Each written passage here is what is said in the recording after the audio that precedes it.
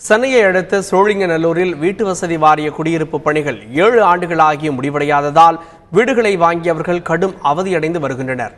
இதுகுறித்த கூடுதல் தகவல்களை தருகிறார் செய்தியாளர் சங்கரன். தமிழ்நாடு வீட்டு வசதி வாரியம் சுயநிதி திட்டத்தின் கீழ் பொதுமக்களிடமிருந்து விண்ணப்பங்களை பெற்று பல்வேறு இடங்களில் அடுக்குமாடி குடியிருப்பு வீடுகளை கட்டித்தரும் பணியை செய்து வருகிறது. அந்த வகையில் நாம் பார்க்கக்கூடிய இந்த அடுக்குமாடி குடியிருப்புகள் இருக்கக்கூடிய இடம் சோழிங்கநல்லூர் ஆகும். குறைந்த வருவாய் பிரிவினருக்காக 392 அடுக்குமாடி குடியிருப்பு வீடுகள் கட்டும் திட்டம் கடந்த 2011ஆம் ஆண்டு பிப்ரவரி மாதம் துவங்கியது.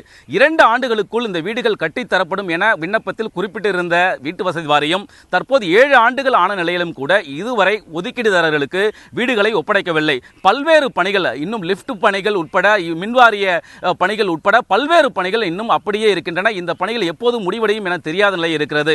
இந்த ஒதுக்கீடுதாரர்கள் அனைவரும் பல்வேறு வங்கிகளில் கடனை பெற்று இந்த தவணை தொகையை செலுத்தியிருக்கிறார்கள்.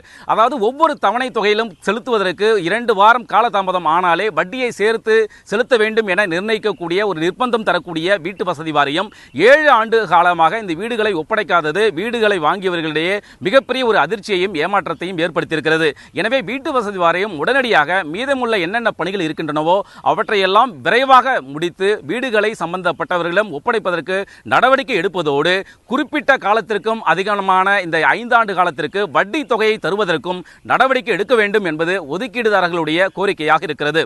தந்தி டிவி செய்திகளுக்காக ஒளிப்பதிவாளர் குகனுடன் சங்கரன்.